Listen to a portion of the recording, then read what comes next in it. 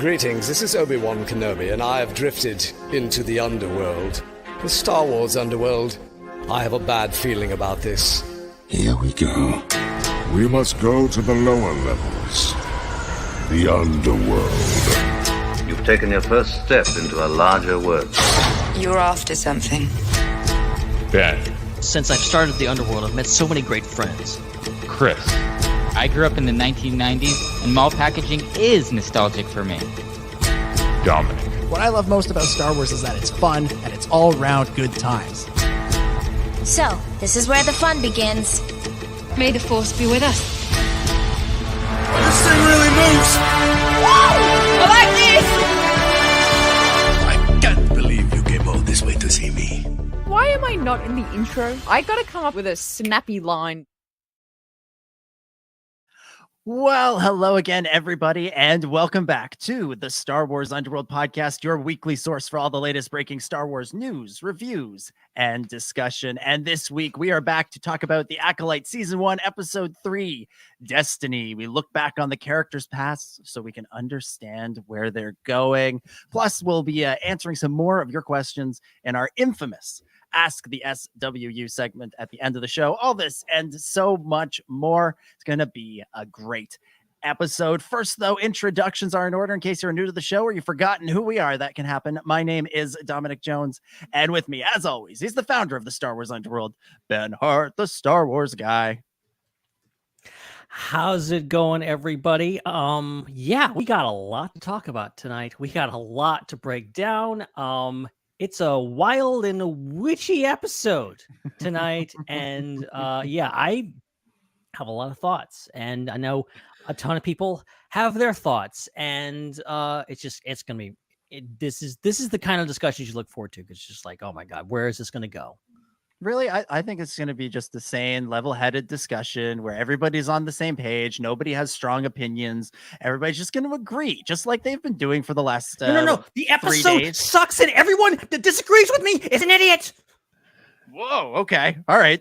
Different side of Ben here. Looks like he's been possessed by something. Also with us, as always, from the Raeside of Tanner, Raeside. G'day there. Great to be back for another week. And yeah, super chill week. Hey guys, it has been easy going. Nothing dramatic happening whatsoever. My goodness, no. But I'm very excited to delve into the details about this episode. I usually, if you know my content, I usually do watch parties for Star Wars episodes, but for one reason or other, I didn't do the watch party this week. Loki's kind of happy about that. I had a totally different viewing experience, and I was like, wow, what an episode. How special and wonderful. Then I made the mistake of going on Twitter. So, but we'll get into it all. We'll get into it all. Can't wait. Yeah, speaking of mistakes of going on Twitter, like I have had taken myself out of being on Twitter. I'd sort of gotten out of it. And then with the hockey playoffs started, I was like, oh, I want to see what people are saying during these games. I'm going to check this out. And then I just got back into the habit of being on Twitter without posting, just like lurking there. Oh. And I'm now looking at it going, you know what? Might be time to step away again. Might be time to back out. Let's see what's going on Threads. Oh, it's the same. Okay, the same. All right, let's gonna back out and stay away. Also with us this week to help break down the episode from the Tatooine Sons podcast, we have David. David, welcome back. What is going on? What a fun opportunity to come on and talk about the most boring of all Star Wars productions of all time, right? No, not controversial at all. I was like I said earlier, guy, this is the one that's divided the Tatooine Sons hosts more than anything else. So it's going to be fun to see how that goes. I am excited to watch this Tatooine Sons thing, to see this throwdown between you and your children. This is going to be wild. Not with us this week is Chris. Chris, of course, is banned because of Chris's opinions on Jackie. So Chris is not going to be back until next week, when presumably Jackie will also be back on the show. He's in the timeout corner. Yeah. No, Chris. Yeah, David, let's, before we get into this week's episode, before we talk about all the fun surrounding this episode, what did you think of the premiere of the Acolyte? What did you think of the first two parts of the series? I felt that both the first episode was basically just laying the foundation, right? So you're just kind of understanding the characters, getting into the scene. One thing that was interesting to me was it felt like all of the big mysteries that we were led to believe that were going to be solved throughout the entire series were sort of like just thrown out there at the first 5 minutes of the episode. They're like, oh yeah, it's, May killed Indara and, she's a twin, and it's all, none of the things that you think you're looking for in this story are really that mysterious. It's the things that are coming in the future. And so I liked that. I was excited about that. I felt like it set the table really, really well in the second episode. I loved what happened with Torben. With that, I think that was a really intense moment in the Star Wars in history with that bearish vow and with him sacrificing himself to try to get absolution in that. And I was excited to see where things were going to go. And then they did what they aren't supposed to do in Star Wars. We were told they don't do flashbacks in Star Wars. So then all of a sudden we did a whole episode of flashbacks, and everything kind of got turned upside down in the next episode. So. Yeah, it's kind of crazy that they did a whole flashback episode so soon into the season. I guess this is what happens when you have 8 episodes. If you had 12 or 22, you could wait a few more weeks before getting into this. But the pace at which these stories moves, for TV shows at least, is quite speedy. And so you have to get to this. And I think it's safe to say we're not done with the past on this show. I feel like we'll definitely be revisiting the events of this night and the nights leading up to it, and seeing it from more perspectives, because we really only got one in this episode. But we'll get into all that and so much more in just a moment. First, though, a couple of reminders. As always, we want to remind you to punch the subscribe button, Chewy. If you're listening on YouTube, if you're listening on YouTube and watching on Apple Podcasts, yeah, that makes sense. No matter how you're listening to this or no matter how you're watching it, subscribe, never miss an episode. If you're listening live, you can super chat with us. That's a way to guarantee that you'll be included in our Ask the SWU segment at the end of the show. And if you're watching after the fact or you just feel like it, you can become a channel member if you want to support the show financially. And if the platform you're listening to this allows you to leave a review, please leave a review.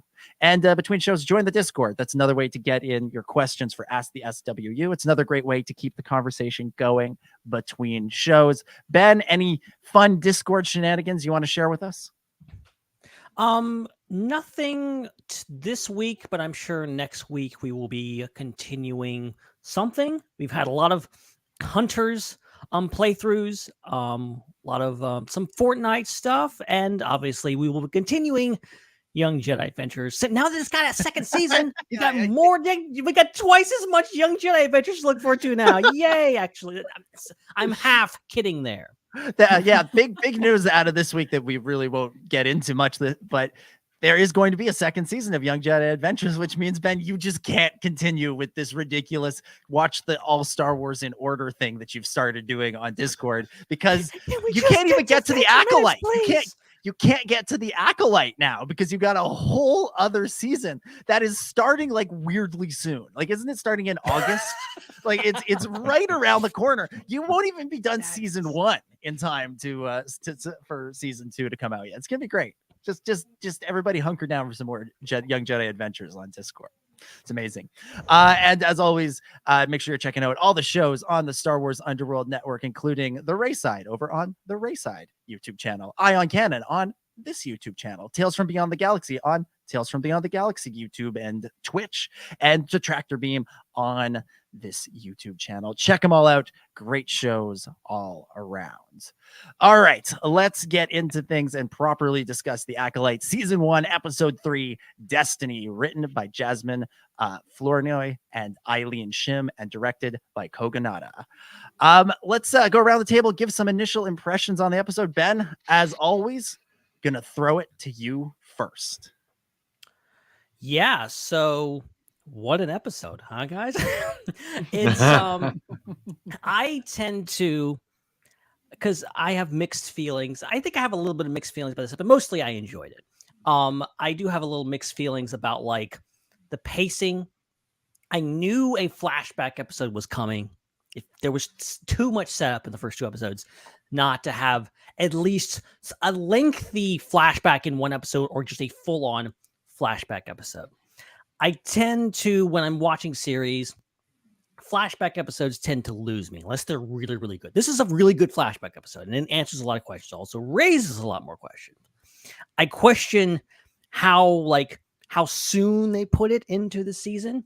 I feel like, especially getting 2 episodes right off the bat last week of, okay, we're getting introduced to all these new characters. We're really invested. We get that last bit of, Chimere and May, they're going to go after Kelnaka. Soul has to make this decision about, defying the order in order to maybe to go save him. And all this stuff's on the line. And then we switch back to this. We go back 16 years. And it's interesting stuff, but it's just like it kind of interrupts the flow of the tension and the forward momentum that we had going last 2 episodes. Obviously, we'll pick up with that next week. It's not a big deal. It's a little bit of a gripe. But, bringing it forward to, okay, what is actually in this episode? So much good stuff. I mean, obviously, we've got a lot of backstory for these characters, answering a lot of questions about what happened, but also, as it stands, still not getting the full picture. And I kind of love how people are just losing their minds over this. How we that's like, oh, we don't know all the answers. That's the point. It's like literally it's in the episode that like we don't know everything. It's specifically positioned so that you're supposed to ask questions. And I like Star Wars that makes me think. Even when I not like, it's not my flavor of Star Wars, it's still something that I'm like, we're gonna be thinking about this for the rest of our lives. Okay, let's just be honest here. Okay, we're gonna be thinking about these episodes for the rest of time. Okay, there's so much to unpack. We'll probably never get to the bottom of it. But ultimately, I think this episode in particular just really hammered home like the tone of this show overall, and really, it's gonna be interesting next few weeks. Mm-hmm. David, what about you? What were your overall thoughts on this one? It's interesting how this series has so embraced the ideal of duality, right? And so the first 2 episodes even had that the titles themselves were these contrasting dualities, and you have May and you have O'Shea doing that same type of scenario. In this episode, you have the Coven and the Jedi and their opposition in the way that they view the Force and the way that they view the children and everything else. I feel like when I watch this episode that I'm even having a dual reaction to it. I think from a story perspective, from a exploration of the Force, exploration of the Jedi, exploration of Force magic and the witches and maybe their connection to everything that happens with the Night Sisters and all of those types of things that are there. From that perspective, I find this episode absolutely fascinating. I loved the stories, the questions that came up that I know we're going to be discussing on this. And then I come to the other side, and I for me, and I know I've read some others and heard from others that there's some of us that feel this way. I'm struggling with the way that this story has been presented. Even you mentioned, Ben, in going to a flashback in this 3rd episode. I'm from the perspective of, we were sitting at dinner last night. We had an early Father's Day dinner because my in-laws are in town and they were getting ready to leave. And we're all sitting there eating some steaks, and it was wonderful. And Nathan decides to throw out his thoughts on the Acolyte and give me indigestion during this. And he's like, Nathan will be really, really vocal about things in sort of a 18-year-old way. And then he'll say something like unbelievably wise. And that's the way he's always been about these things. And he says, this series is the one Star Wars series they should have released all at once. And let us binge it and get that whole story. And I feel like that's potentially part of the problem, because we don't get a chance to continue to deal with these things. We have to fester with some of these questions and these frustrations, and they're creating. I mean, can you imagine what would have happened? We've all been through the Last Jedi Wars.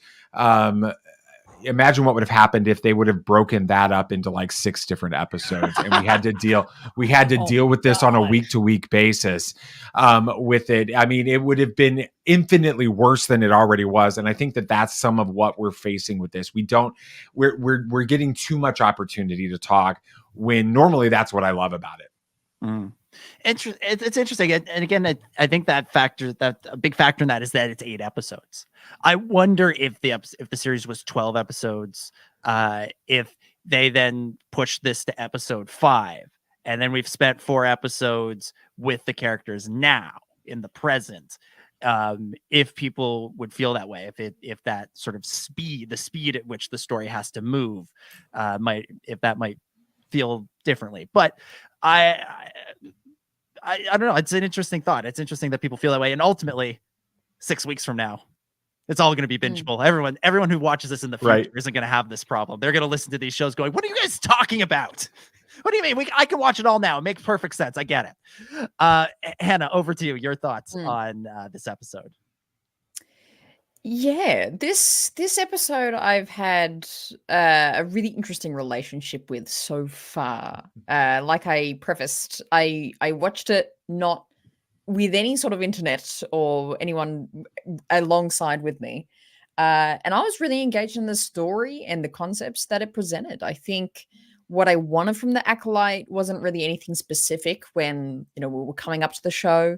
The only thing I really was like, okay, I wanted to cover this is the exploration of the Force and how that's expressed. And that's explored in this episode, for me at least. I think this idea of these witches and how they talk about the Force, it's similar to how the Dathomiri witches kind of experience Force and power and how they use it and what they use it for. It's a different method, and I think I've really enjoyed the involvement with the Jedi's relationship with them and how that whole scene played out. And I think that was a real highlight for me in this episode of just that conversation that they had and discussing what's going to happen. How did they get these kids? And I think there's just so many story points in this episode for me that has been such a backbone of Star Wars storytelling, especially the facet of how do children get involved with the Jedi? I think that's something that has been brought up in Clone Wars specifically. It's something that was one of the main explorations of the Phantom Menace, Anakin leaving his mother and Anakin leaving Shmi and how that affected him. And I think that's a story that's been explored in many ways, and it still has more to explore of.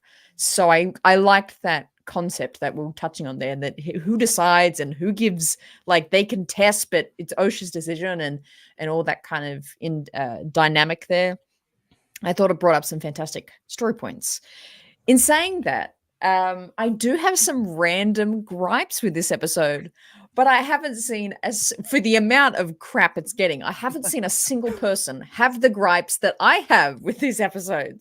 So I'll get into that in detail a little later on when we get further into the episode discussion. But it's really, I hope someone else has seen the things that I'm like, I don't like that about this episode. But overall, pretty interesting for me. I thought it was cool. Yeah, it's so I was thinking about this episode in the context of this movie that I saw recently called I Saw the TV Glow.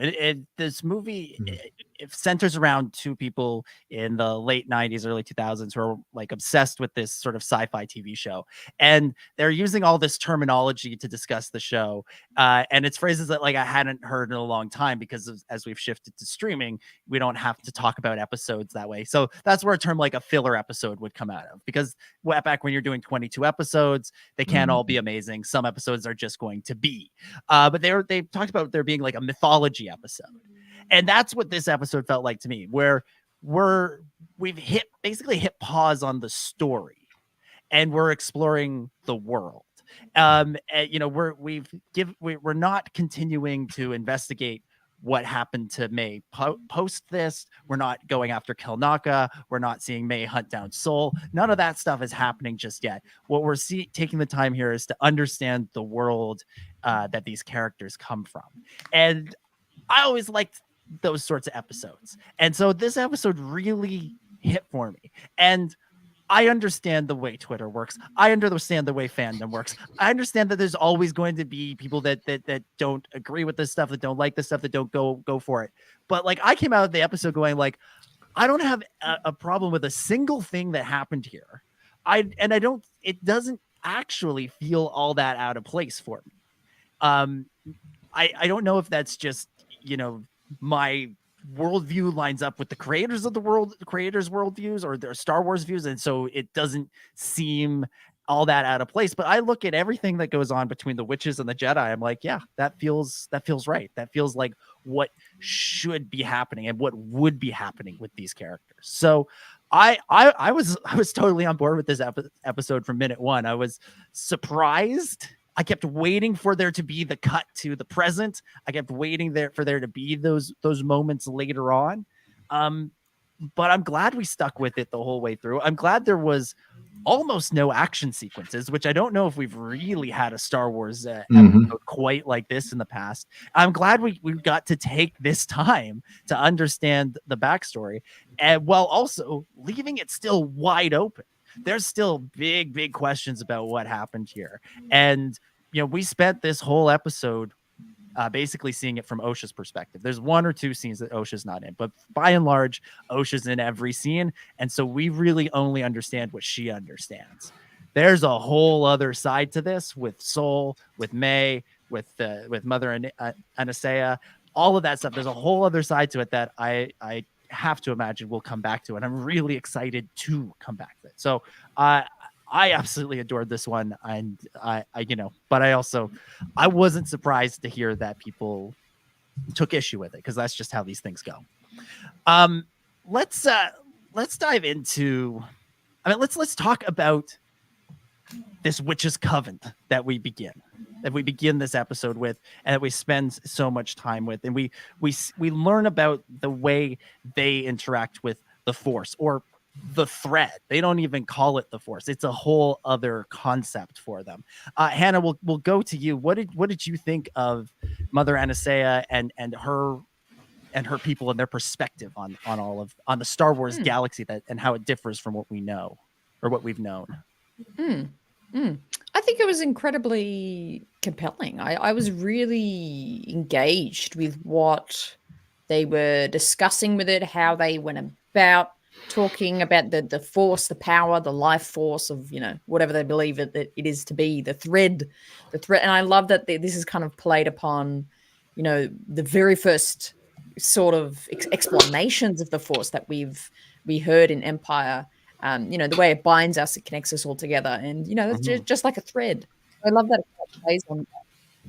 But I found this coven very compelling. Again, likening it to the Dathomiri's, I think very, very similar to the fact that we have a female Zabarak, a part of this group, is very, very similar to the Dathomiri witches, in my opinion. So I just think this is, Star Wars has always been a mirror to the real life. This is just another version of a religion, of a belief system that presents in a different way. So I really enjoyed their involvement. I think it was well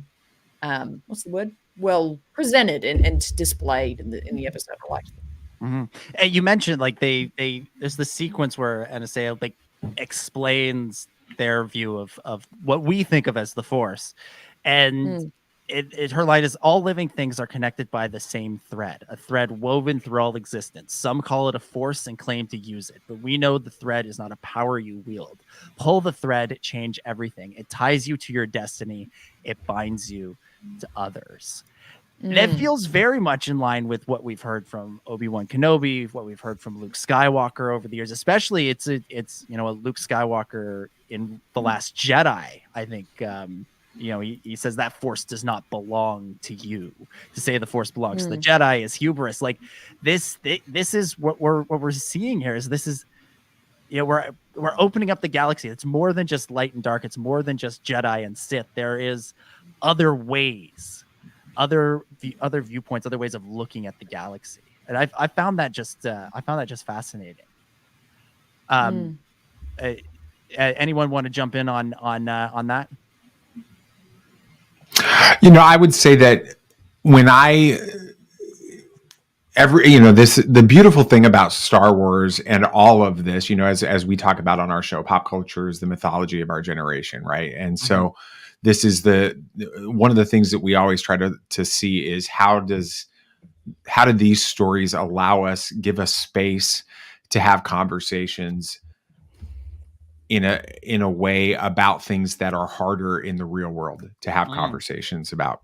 And when I'm thinking about this episode, I can't help but lay over it sort of the world that I live in. We make it we don't hold back on the fact that we come from a kind of a Christian perspective and a Christian worldview, and that's who we are. But then there's also this mindset within the world that we're in that we've got the answer and everybody else is wrong, and you have to see everything exactly the way that we see it. And it becomes so rigid that it doesn't allow you to relate and understand other people and see the truth that they're trying to uncover in their journey. And what I love about this is there's so much of what Mother Anastasia says, especially in that opening kind of monologue about the Force, that reminds us of Luke Skywalker in The Last Jedi, reminds us of old Ben in A New Hope, and the things that he says there to Luke when he describes the Force for the very first time. There's also things in there, as I've been trying to get engaged more in the High Republic publishing content, the way that Marcion and the Path describe the Force, and that it's not something that you control and that you use with this. And there was some of that seemed to be coming to the surface on it. And so I loved the fact that we're seeing that the Force is bigger than explanation. And I think that one of the challenges with the fandom with this is we approach the story of Star Wars, the mythology of Star Wars, and we create our own little dogma around that. And then we get frustrated when the Force is bigger than our dogma, just like the Jedi would. And I see this story allowing us to explore the Force differently and the idea of the Force differently. And I think that that's also a lesson that we can take into our real world, and have those conversations about the way that we look at our life and our world and our existence. So I loved it. Yeah. I mean, you bring up the High Republic in phase 2, there's a whole section on Jedha, and it involves there being sort of like a council of the Force where they're trying to bring together, representatives from all the different sort of belief systems around the Force. And there's a real sort of feeling that like the Jedi, everybody kind of resents the Jedi because they sort of seem to have the most control. They're the ones everybody thinks of. They see themselves as being in charge, even if they say that they don't see themselves as being in charge. And I feel like what we're seeing in this episode is sort of a furthering of that. These are people that, the witches say they've been in exile. They've been on the run. They've been hunted and persecuted. And now here are the Jedi knocking on their door, trying to, upset or upend whatever it is that they're doing by, looking to test Osha and May, but also just sort of interrupting the ceremony. There's a kind of a throwaway line in there that say the Jedi have sliced into the platform, which I always take that as like they've hacked their way in. They've broken in. They suspected something was going on and have like forced their way into the situation without being invited, without being asked to be there. Now we don't know what was that the end result of that ceremony was going to be. I suspect it's not as peaceful and innocent as we're led to believe. I think maybe there's something a little bit more nefarious going on there, but still the Jedi are forcing their way in. And if they're doing this here, you better believe they're doing it other places as well, elsewhere. And again, we're seeing the Jedi in a different light. We're seeing them from a different perspective. We've always been taught to think they're awesome. And basically everything since the original trilogy, and really everything since A New Hope, has called that into question. Because Obi-Wan and Yoda are lying to Luke. The prequels show us all the ways the Jedi are blind so that they fail. The Last Jedi comes in and challenges that some more. This story here, we're starting to see them not as, you know, the ultimate awesome heroes, but as you know, kind of people who are showing up where they're not wanted and sticking their nose into everybody else's business. So, you know, we're seeing the flawed version of the Jedi, the real version of the Jedi, rather than the altruistic, aspirational version that I think a lot of us want to believe in and, you know, want to see. And it's up to the characters that we follow in these stories to get to that point or get to that point again, because, you know, that ultimate awesome version of the Jedi probably wouldn't be all that interesting to see for very long. They'd be great for like 20 minutes. After that, we'd be like, all right, these guys are annoying. Ben, or sorry, Hannah, go ahead.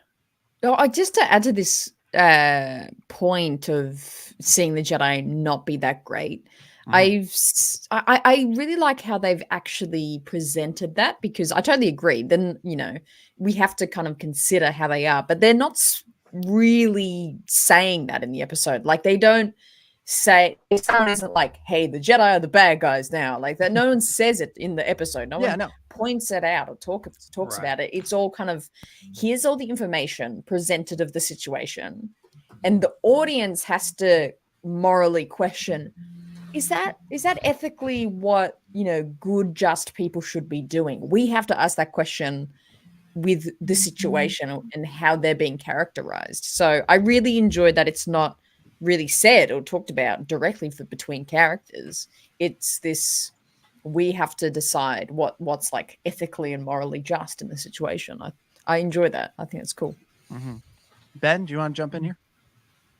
Yeah, so that's the thing with this is, like, my initial reading, and feel free to call me out if I'm totally off base here, but like my initial reading of like this whole episode and this conflict between the witches and the Jedi, you know, is that kind of everyone sucks here a little bit. Like, it is this thing where we start the episode with, you know, these mothers, and specifically a mother who is very adamant about, like, hey, well, we do this thing, we have this tradition that you're gonna do, and one daughter's like, hell yeah, and the other daughter's like, not saying like, I don't know, she's like, no, I don't want to do this, like, I don't want to be a witch. And the mother's like, you know, and basically he's just like patting her on the head, going like, you don't want to do this because you're young and you're stupid, and you know, that's fine. And like, that's not, dare I say it, not great parenting. That's not great. That's not great as a guardian, just, you know, to go completely against your kids, which is like, I understand kids, they're young, they're naive, they don't understand the world. And she's not wrong when she says, you know, yes, you know, women like us, you know, they don't respect us. They, going out into the galaxy is dangerous for us. I get what she's saying, and I understand why she has that perspective. And to her credit, she does come around towards the end of the episode. She realizes her fault, and, you know, is supportive of Osha, which I think is a great moment between those two characters. But you have that kind of forcing the issue, going like, okay, this is tradition, we're going to do this.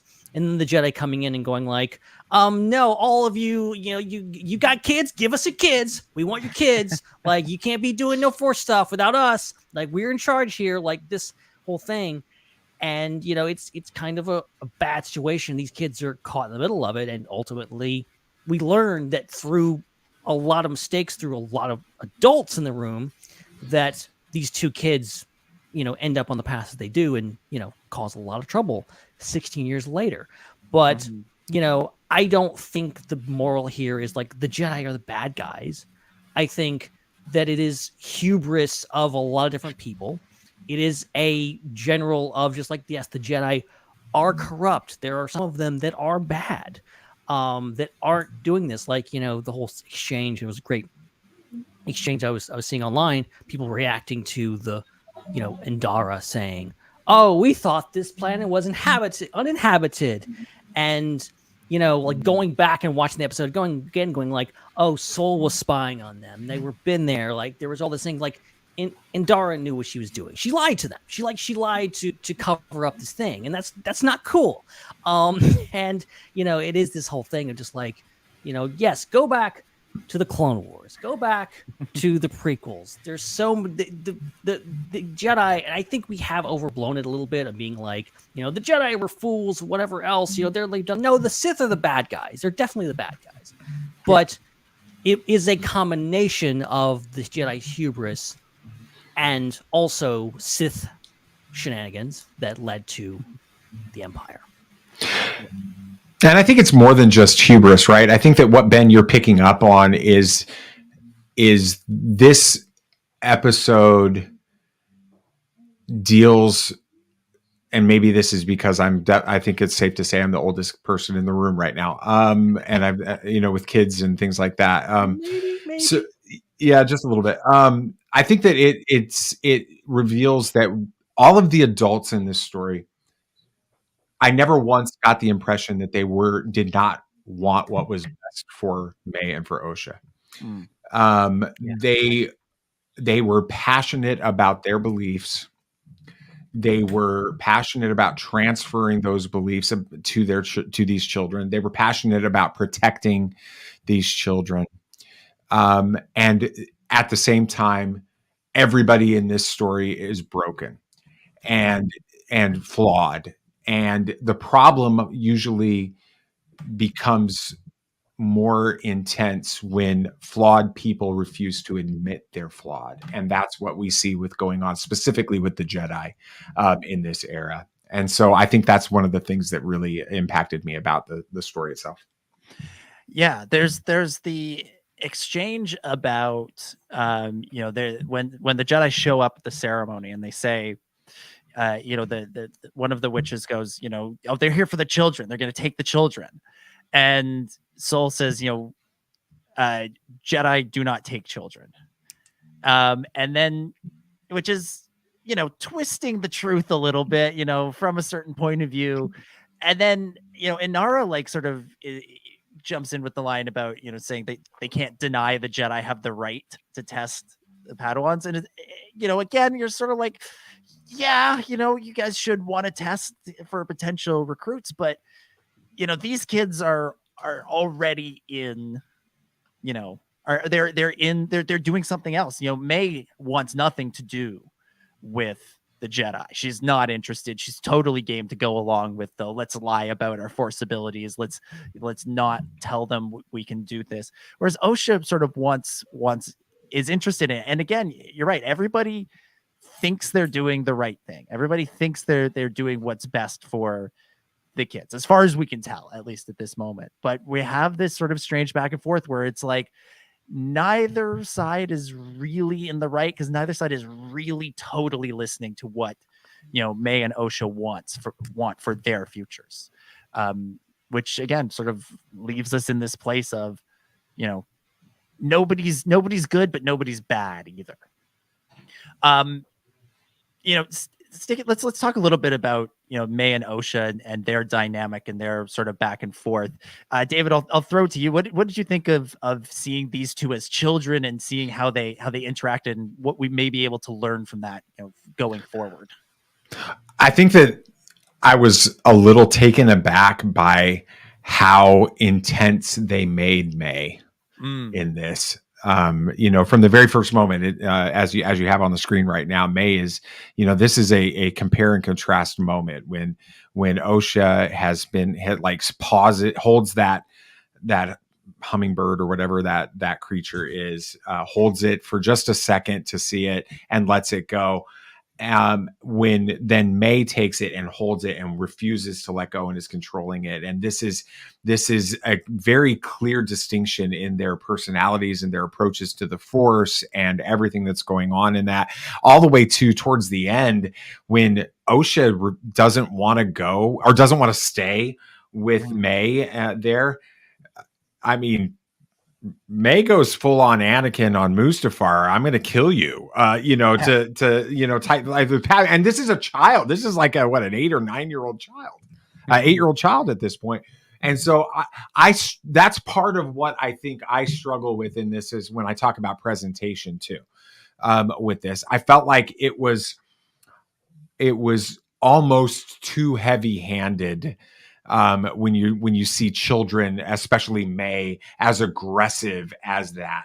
But I also do think that it comes back to the reality that I believe we're seeing this episode through the eyes of Osha as she's remembering back, probably not even as it's happened.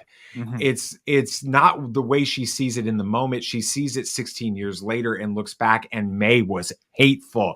May was trying to kill me. May burned this down.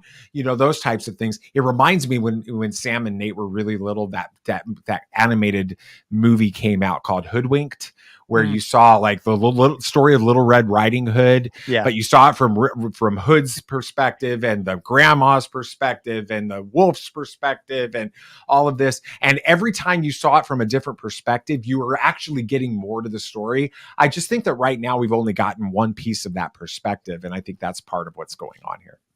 Yeah. And, it's again sort of factors into the conversation around the Jedi, because when the Jedi show up, there is sort of like a kind of heroic element to them, even though there's tension, even though it's clear that a lot of the other witches don't like the Jedi, aren't happy that they're there. We are seeing them from Osha's perspective, and she still views them as like, look at them, they're awesome. There's that scene where she's saying to May, like, look at their robes, look at their sabers, like, aren't these guys the best? Aren't they cool? Right.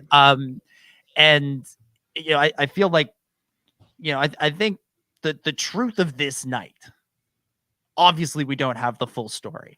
Obviously May has a side to this. I think Anasea has more of a side to it. I think Sol has more of a side to it. I think he knows more than he has told Osha in her life. And I think that last scene between them is very interesting. And we'll come to that in a moment. But they, she still sees it as like, oh, there's a positivity here. There's a hopefulness to this version of the story, even through all the tragedy. We'll come back to it at some point and see, maybe the Jedi weren't awesome. Maybe the witches weren't awesome. Maybe May's actions make sense in a twisted evil, not even evil, just a twisted sort of way, twisted little kid sort of logic. I'm very intrigued to see where this ultimately goes. Ben, what did you think of the dynamic between the two twins in this one? I kind of see where Dave's coming from in regards to like how heavy-handed it was, how like, they're doing a lot. I think it is what you said, like, this whole idea of, seeing it from May's perspective. May's perspective. No, Osha's perspective. Sorry. And just like, they are twins. Give me a break. We were also told going into the show that May was the main character. Amandala's character was always called May. And then first thing we see in episode 1 is like, oh no, actually Osha's really the main character in all of this. Right. But I think like, I don't think any of this is like imagined. I think like all of the stuff that we see in this episode happened. It did happen, but it's specifically from Osha's perspective. We don't see, like it's small ways in like, like the moments that we see May acting out in anger and saying, I'm going to kill you and stuff like that. And, obviously it's a kind of a crux of the storytelling of just like, we have one episode, we have like 30-ish minutes to kind of explain their dynamic and show that they're sisters, and also show that May is the darker one. But also it's a natural choice of, Osha seeing this. This is what Osha remembers about that night. And I think also, and then it's small ways, but other ways it's like, the end sequence of just like, she doesn't know what happened. She didn't see anything. She was in a room and then she gets taken down and then she's on the bridge and then Sol rescues her and takes her out and she doesn't see anything. And then what happened to Torben? He's standing in the background with a big scar on his eye. Like, we don't get those answers. And Osha does it things. And she's a kid. She doesn't know to ask those questions. So she just goes with the story because she trusts the Jedi. And she is naturally, they are the heroes in her eyes. And we don't know who's the bad guys in the end. Like my thing is like, the Zabrak mom is definitely could be an agitator. I'm thinking maybe she did something, but I also kind of pin it on the Jedi. I think they did something. I'm really curious what that happens, but Osha doesn't know any of that. Yeah, in the final scene, Saul is explaining to Osha what happened. And he says May started a fire and everyone, and he doesn't finish the sentence. He kind of lets Osha believe that May is responsible for everything that happened. Whereas I think when we flash back to this, we're gonna find that the Jedi played some sort of role in this, and I think we all know that in our cores to be true, because Ben, as you said, Torben's got that face scar that he's got in the future, and Torben drinks the poison from the tree, the bunta tree, and as his way of getting out of the guilt that he feels for what he did that night. And I think he says we thought we were doing the right thing. Were you? We'll find out. Hannah, what about you? What did you think of the dynamic at play here? Yeah, I echo a lot of what has already been said. I think it was a really great juxtaposition between both of the characters. Like what we're saying, like May she was brutal. My goodness, what a hothead. She was not happy. And you could definitely see, I think, how May was personified in the first two episodes. She was really aggressive, and you believed that she wanted to kill, and she did kill, and that's believable to seeing her as a child. Even that aggression is very raw and it's very real, and she's very passionate.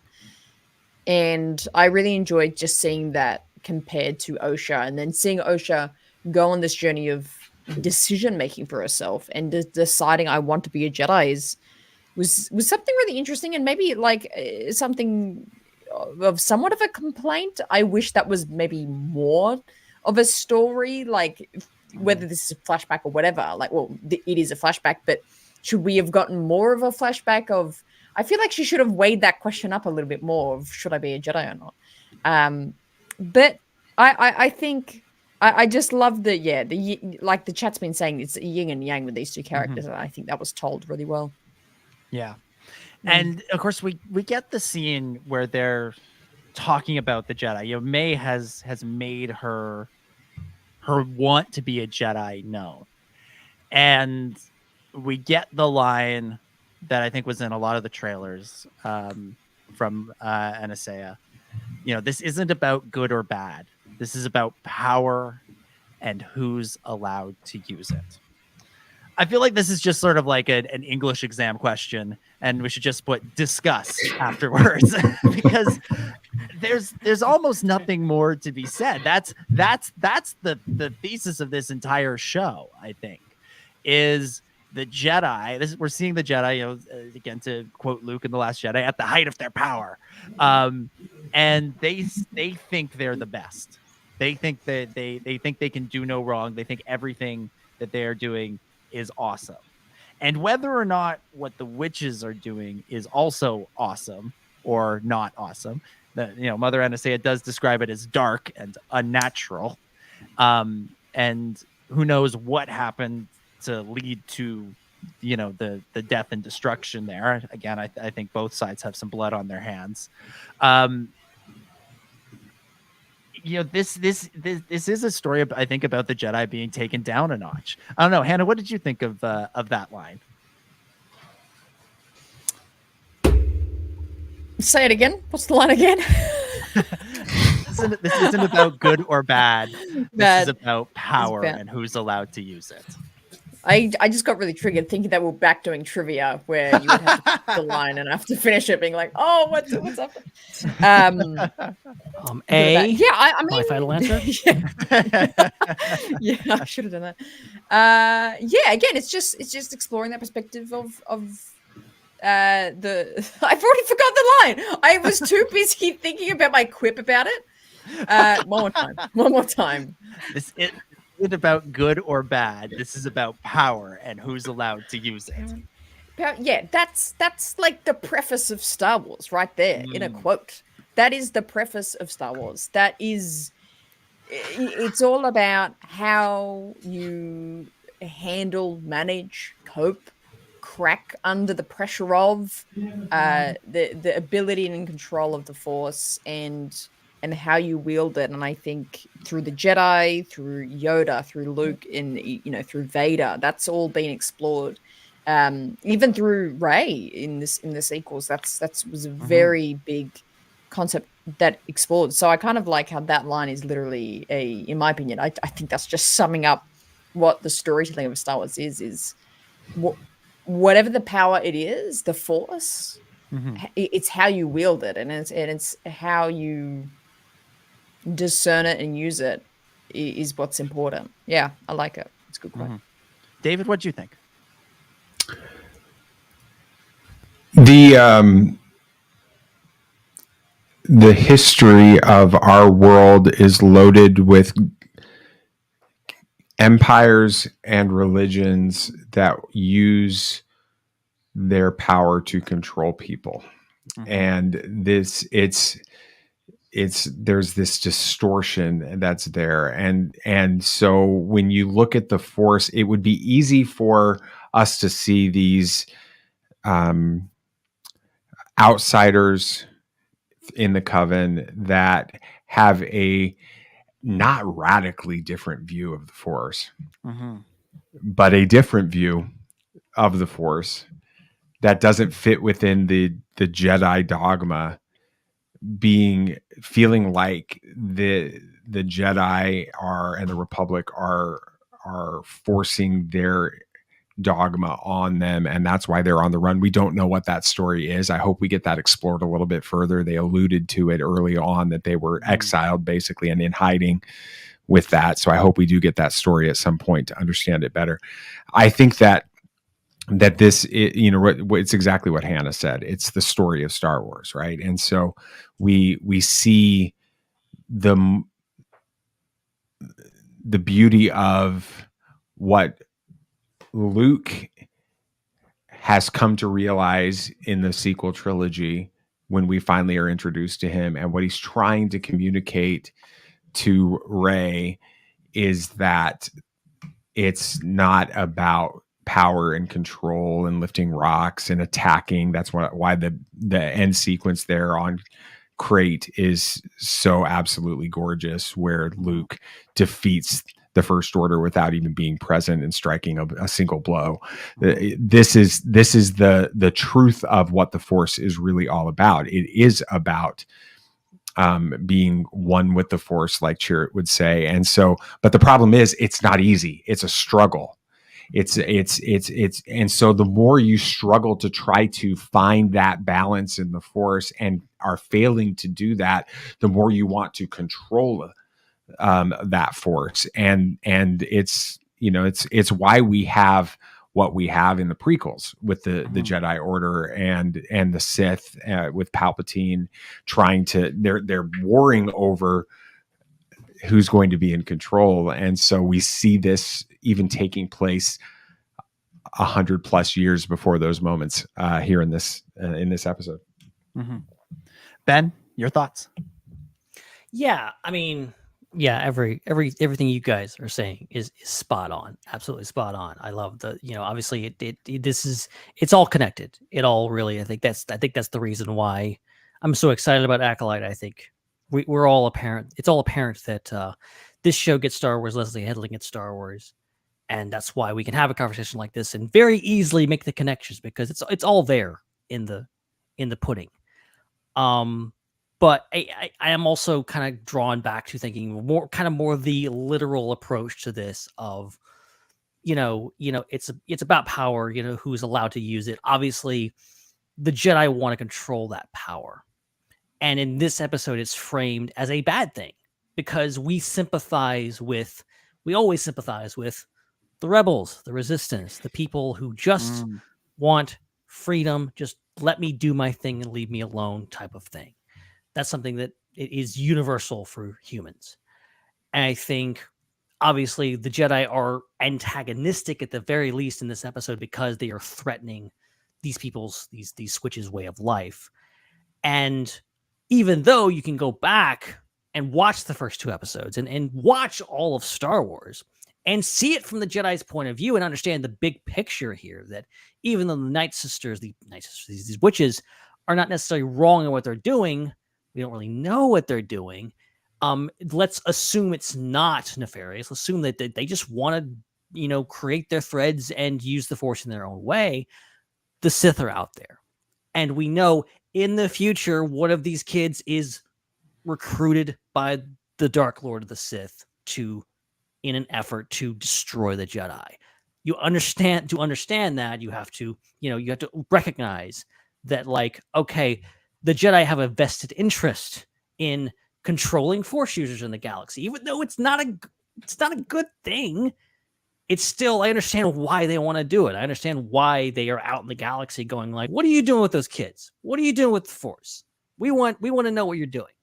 And it is this whole thing, and you could apply this to so many things in the real world. Religions, even my own government, the U.S. government, just going out and doing things and being like putting our noses in places we shouldn't have been. But then you turn it back around and going like, well, we're trying to do the right thing, but we're trying to make sure that things don't come back on us. And it's just like, it's this complicated cycle of violence that, will not end well for anybody. Absolutely. On that note, Ben, on that very, very serious, well thought out, solemn note, I think it's time for our favorite segment. It's time for your favorite segment, Already? My favorite segment. Yeah, we're going to jump to it right away. It's time, once again, as always, for Ben's Connection Corner. Connections in the corner with Ben. It's Ben's Connection Corner. Do. How's it going, everybody? Ben's Connection Corner is filmed in front of a live studio audience. Ben, just to give you a little bit of time to stall and get your notes ready, I just want to quickly address something from last week's show. I was about to ask you, did you see last week's show? Because last week, if you might remember, I had to leave early, and it was before we got to Ben's Connection Corner.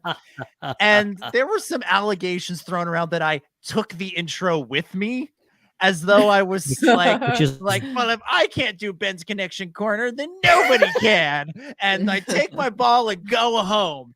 I don't control how StreamYard works. I didn't know that when I left the show, all the stuff that I had prepared and all the work that I had done to make this show roll was going to leave with me. It was an accident, I tell you, just like May starting the fire. Anyway.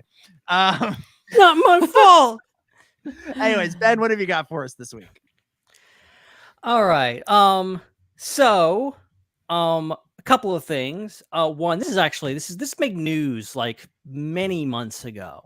But it's important to bring it up now that we actually can put a name and a face to the person and the character known as Ensign Eurus. I think it's Eurus, played by Abigail Thorne, who is, I believe, according to my research, the first transgender person to be cast in a Star Wars project, which is very, very cool. And nice. That was kind of a thing that happened, and they actually said back when that casting announcement came out, so like Ensign Eurus, I'm like, who is that?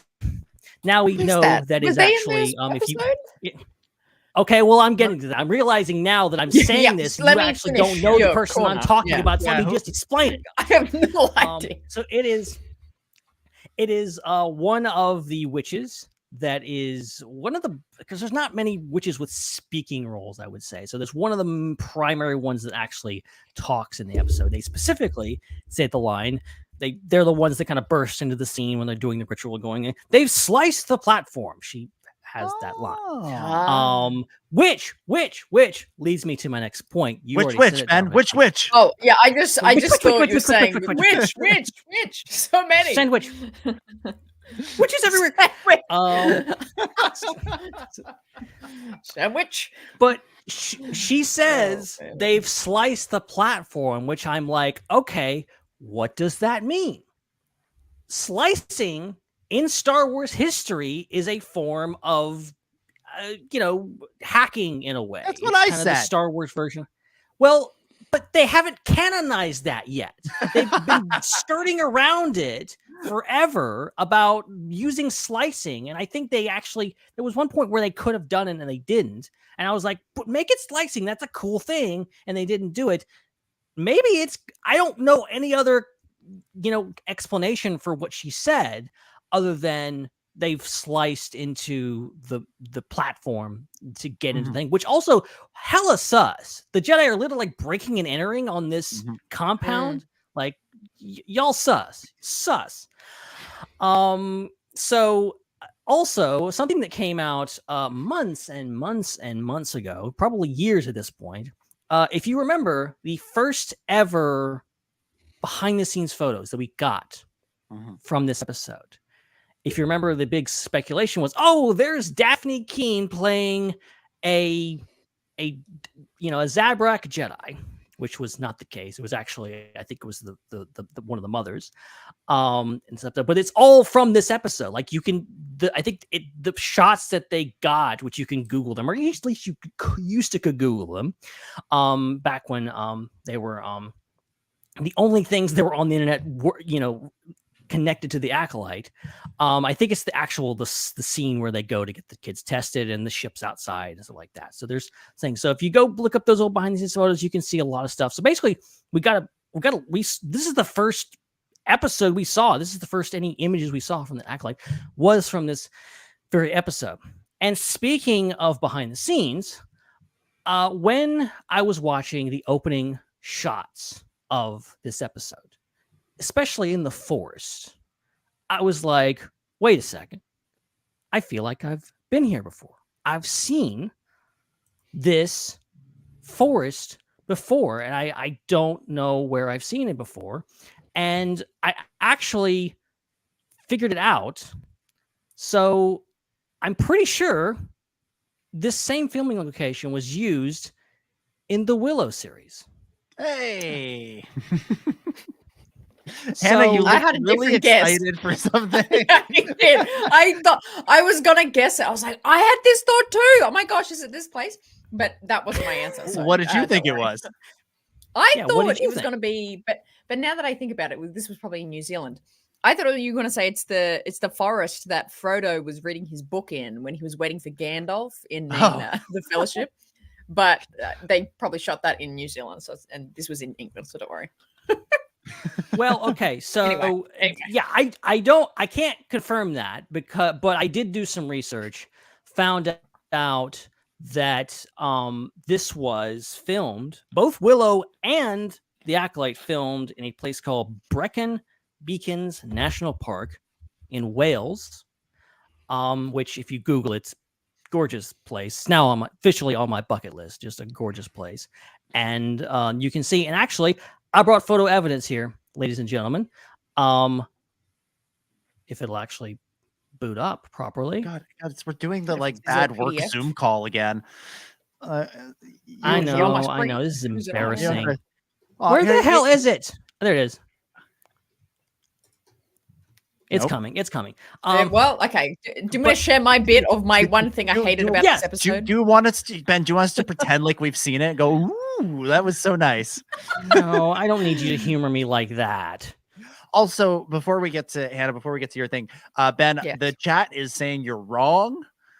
DJ in The Last Jedi is a slicer. Ooh. Turbo 1975 says, from the databank, an amoral thief and talented slicer, DJ dwells in the shadows, thrown off by Canto Bite's glitz, stealing whatever he needs. Okay, but they don't say slicer in the movie. That's what I wanted.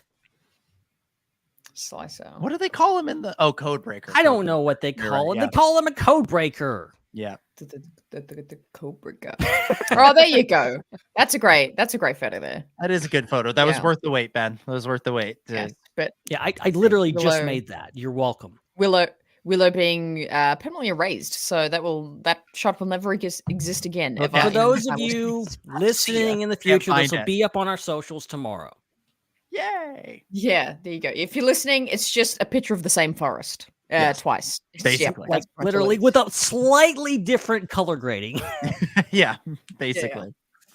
There we go. All right, that's cool. Anything else, Ben? That's it. All right, I think that's all of it. All right. Well, then, Hannah, let's go to you. What is the thing? What is the thing you hated? Okay. All right. You know, like the discourse that has taken place over the past few days. You know, all about this creation of Force kids, Anakin, whatever the hell. Everyone's mad. Everyone's angry. All of you are not angry about the right thing. The most infuriating part of this episode that I was like, that's it. Star Wars is not real. It's no longer a true franchise. Is the most unbelievable moment for me was on the ship. They're about to do the Force testing of Osha and May. May had gone in, had her testing, come back out. It was Osha's turn. She goes onto the ship, and Torben takes her blood sample to test her midichlorians, presumably. In this moment that he goes to take her blood sample, he doesn't roll up her sleeve. He does it. I noticed this. Through her shirt. I mean, like the sleeve, just the full sleeve, and just went, oh, yeah, I guess I got it now. That's how good those space needles are. You don't have anything there. You just took a sample of a shirt there. What are you talking about? You just held a pen near her with her sleeve down, and they say that's a blood sample. Here's the problem. That's not really what he did. That's just the way that OSHA remembers it 16 years later. So there you go.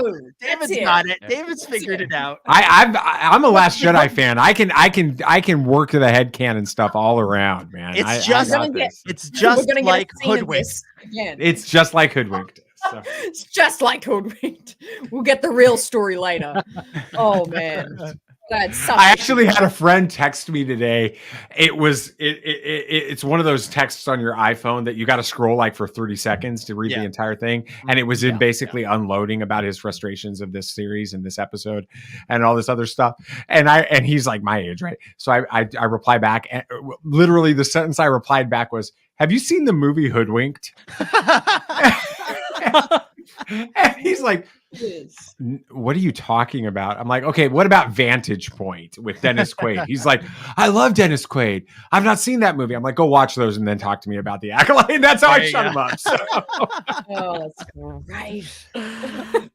While we're still in the connection corner here, I want to bring up this scene here with the test for Force abilities, where they hold up the screen and the person says it, just like what Anakin does in Phantom Menace. How on earth does this test work? What are they testing? How do you know what's on the other side? I've never this bothered. This is all, but that's not a Force, like just knowing what's on the screen on the other side. You kind of right. When like I remember like noticing this. Like when watching the Phantom Menace, be like, this is an odd test, a cup, a ship, a speeder.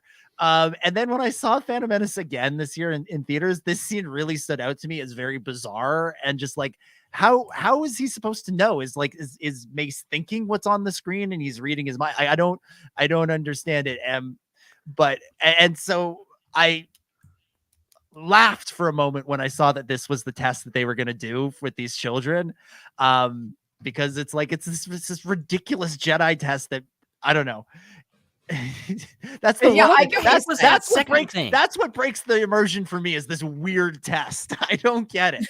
What was the second thing he had on his iPad? Like, what was that? Like, if I was the kid, I would be like, I don't know what that is. It looked like Bespin is what it looked like. Yeah, Bespin. Well, I thought it was like a medical, one of those in like Clone Wars, one of those like, medical pipes.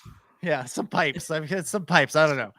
I will say I did love this scene. I loved how Saul like questions, figures out that she's lying and everything. I did like the scene was really good, but this has always been something that I found somewhat odd, somewhat strange about it. But it's one of those, one of those things, and in a way, I kind of like it. Back to that photo. Look how thick those sleeves are on that Ocean's wearing. You cannot get a blood tester through that material. That is a thick sleeve. Oh my God. There we Unreal. go. Unreal is exactly the right term. Well, that will bring to a conclusion another fantastic, amazing, unreal edition of Ben's Connection Corner. Connections in the corner with Ben. It's Ben's Connection Corner. Do. How's it going, everybody? Ben's Connection Corner is filmed in front of a live studio audience. All right. Before we wind down the discussion, I do want to touch on one more thing, and it's sort of connection adjacent. And that is the conversation that Anastasia and Coral have about May and Osha and their conception. At one point during the ceremony, Anastasia says they were blessed, or we were blessed with a miracle, the gift of life. Then they all dramatically reveal May and Osha standing there. There's a real back and forth between Coral and Anastasia about, how they are raising the children, what they're going to do with the children, allow the children to do. Coral says, I carried them. Mother Anastasia says, yes, but I created them. And there's some concern, if the Jedi were to discover, what happens or how the children were created, this would create problems for them. And on top of that, Inara asks about the children's father, and Anastasia says they don't have a father. All of this leads to a lot of comparisons with Anakin and the story of Anakin Skywalker and his conception and the mystery surrounding that. Does anyone have any thoughts they would like to share on this reveal, this mystery, and how this may relate to the larger Star Wars and Skywalker saga? I really quick, I just want to say, like, a lot of people are online, read a lot of things today. It's all kind of running together. It's all kind of breaking my brain. But the key complaint that I've heard levied at this, or just, maybe more an observation, but just being like, this is very similar to Anakin, which is, but also I would argue in defense of it and say that an immaculate conception, basically the will of the Force willing a baby into existence, and a Force user creating a child, two different things. It's definitely, it's conception via the Force, obviously, so it is in the ballpark, but it is two different things. It's, and ultimately it's something that, like, we've heard rumors, we've heard the story, the tragedy, if you will, of Darth Plagueis and the wise, because he was very wise. His journey to create life via the Force through unnatural reasons. People are saying, like, oh, how does that play into Plagueis? They're doing this before Plagueis. I'm thinking maybe this is how Plagueis does it. Maybe he figures this out because these witches did it, and because things we're dealing with a time before Plagueis. How do we know the Sith aren't maybe not making this happen, but are definitely going to take advantage of this somehow? And what happens with May and Osha could be connected and lead to what happens with Anakin and Plagueis and Palpatine and all that kind of stuff. Mm-hmm. Yeah. David, do you have thoughts? Or Hannah, you sound like you're about to Hannah, you sound like you're about to talk about it. David, yeah, I'm sorry. No, we're good. We're good. Ladies first. Go for it, Hannah. Well, my only take is that I feel like there's a bit more information we need from this story, and I feel like we will probably get that. There's all these other story points we're going, we don't fully understand what's happened with the fire, the situation. They're leaving out information. So I feel as though in a later episode, we'll get another flashback to this time period. So whether or not that will touch on it, I feel like it will, because it just feels as though there's something more to that story of their creation that will be told. And I'm sort of hoping that. I'm pretty neutral on it so far. And Ben, I think you said it really well. I was like, they could have been created, but it's not like they're the current chosen one now, or they're meant to be in the place where I think Anakin's story is or was, or will be, I should say. I just feel like there's more explanation to it. So I mean, and if there's not, I'll formulate that opinion at the end of the series. So I think I'm just at the point of waiting for maybe a little bit more on that story to kind of have a discerned opinion about it. David? I love it. I think that you're spot on. Both of you are tapping into what I'm thinking. I remember when I watched this Monday night, I sort of bristled at first, and I was like, "Oh, okay. Are we diminishing the events around the birth of Anakin and making it just this is something that can happen once a generation type thing, or something that if you have the right ability within the right knowledge of the dark side of the Force, that you can do this." And as I thought about the tragedy of Darth Plagueis the Wise and the story that is told in Revenge of the Sith, I was kind of getting more concerned and frustrated. And then, like every Star Wars fan, out there, I took time to step back and process and think reasonably about this, because that's exactly what Star Wars fans always do. And it immediately led me to Wikipedia, which is like the Bible, right? And so you go there. In our live chat before Wikipedia, they have they're awesome. They're amazing. Yeah, they're great. So I think I am the only Star Wars podcaster on the planet that has not read the Darth Plagueis novel. But I, was reading and researching, and I came upon what the grand experiment was that's laid out in that. And the idea is Plagueis and Sidious attempt to manipulate the Force through midichlorians to create life, and it backfires as a result of that. And the Force, in retaliation or in response to that attempt, creates Anakin as the balance to it.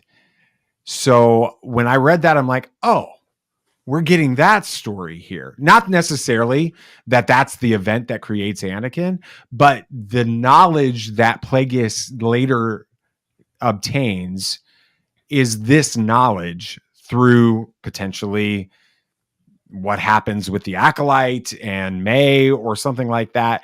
He gets this knowledge, uses that knowledge to make that attempt to manipulate midichlorians to create life, which then we'll find out later the Force responds against, which creates Anakin, which then ties better into the explanations that both Matt Martin and Charles Soule have had regarding Darth Vader 25, and that moment where you see what it looks like Palpatine saying that he's done this and created it. And they're like, that's not the story. That's a perspective. Again, same type of thing we've been talking about here, but that's not it. So I feel like that's at least the way I'm approaching what we're getting in this story at this point, and trying to talk people off of the ledge with this a bit right now, because I do understand the, oh, come on, Anakin's got to be special and this isn't special type approach towards it.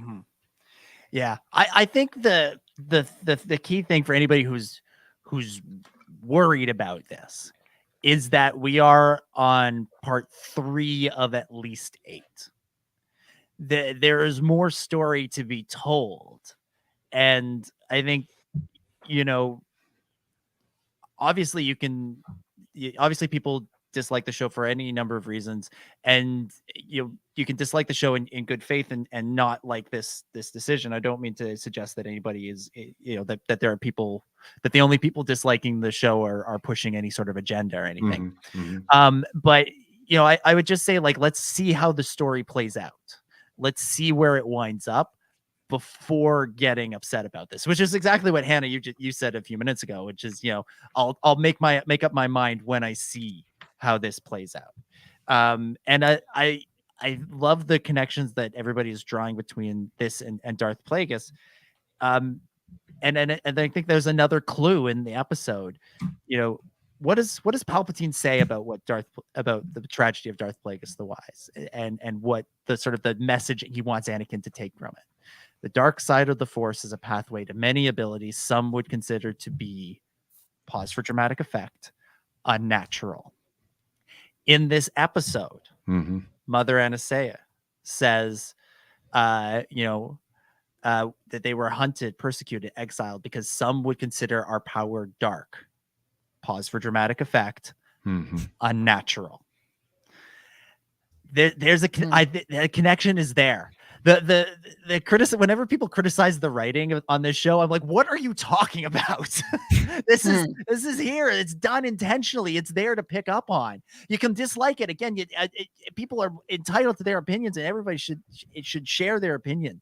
But this show, it's the breadcrumbs are there. It's leading us to something.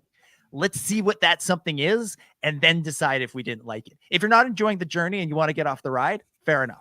Get off the ride. I think that's a fair opinion to take. But let's see where this is headed. Let's see what the end result is, and then decide if it was worth it. Is how I feel about it. Because right now I'm enjoying the ride. I'm enjoying this mystery. I'm enjoying picking up the clues. I'm enjoying seeing the galaxy explored in different ways than we're used to. And this, all these little things, it's like there's something here. There's something here. It's going to be interesting. Maybe it's just a bit of deception. Maybe it's just a bit of deception, and it's a totally normal birth for these children. Maybe that is just a total and it's just remembering it wrong, just like hoodwinked. They're just remembering it wrong, and we're not getting that. But mother, what's the Zabrak mother? What's her name? Coral. Yeah. She's like, well, now that the truth's come out, there's something I need to tell you. Maybe this wasn't so immaculate. No. Oh, that's good. That is so good. Yeah. I think just on the idea of like the Force use and how they've used it for some unnatural purpose. One thing, this is kind of a question, and for if you guys can remember this point of time, but when I can't even think of what season was, season 4, season 5, Clone Wars, Dathomir, Mother Talzin, Savage Press. This concept that she just like essentially made a Sith apprentice out of just a Zabarak and used magic to like make him insanely unbeatable is... I was too young to probably be like on any kind of forum or talking about this online anywhere. So I don't know the fan reaction to that. But did anyone ever go like, oh, that's too powerful, or how can magic do that in this dark way? Like, why wouldn't just Palpatine get Talzin to make him an apprentice, willy-nilly? Does anyone have any kind of thoughts or comments to like that? Because it's a similar thing of like, oh, this really powerful thing. Does that not contradict like how good they are? Ben, I feel like you have to answer this, because like this was right at the start of me getting into Star Wars fandom, was those episodes. So I don't have much of a memory of it. What sort of fan reaction there was. So Ben, I think I will defer to you. Yeah, so I mean, I do have some pretty vivid memories of fandom back in the day, and it was like this very small, focused. I was just on there was no Facebook, Twitter, none of that. It wasn't a social media thing. It was like I was just like on StarWars.com in the comment sections, and it was just crazy in there. And it was like the week-to-week thing, and that was my first exposure to online fandom. And I remember watching those episodes, and I remember every week it was, every Friday and Saturday it was get on the forum and see what people were saying. And, it was a completely different animal back then, because unfortunately, our fandom now is driven by things that are beyond Star Wars, that are not at all associated with Star Wars. They are people's minds and their thoughts are driven by outside forces that have nothing to do with the story. And so, but like, so I think like, I don't remember a negative reaction. I'd be like, oh, cool, Night Sisters. Like, I don't even remember what my reaction is. Cause like, that was a big deal. And that was in a time when George Lucas was still in charge, and people would have been like, "Oh wow, George is like he was crazy. We knew he was crazy, but he's really crazy, introducing a bunch of women, and they can use the Force and things." And imagine how that would go over now. Of literally the Dathomir is a bunch of all dominant women on this planet using the Force in extraordinary ways that even the Jedi can't. And the men are subservient to them. I'm just gonna throw that out there. That's part of the Dathomirian mythology. If that had been introduced today, imagine the reactions. Just imagine, if you will. But like I like the Dathomir is like, it's a part of Star Wars now, and it has been for a decade or more. But you throw that in now, like people are freaking out about this. But I'm just like, this is nothing. Like, this is just a drop in the bucket to all the other stuff we've had, not just the Night Sisters. You throw in Bendu, you throw in, all these different things, like different perspectives on the Force and how people use it in different ways. And, it's crazy, but it's how it would be. This is reality. This is a real approach to Star Wars and how the Force would work. And people's approaches are different. Ben, I'm curious. I was thinking about this, and this is going to be part of our conversation on our episode when we have that soon. With once everybody just simmers down a little bit on our end. Give them time.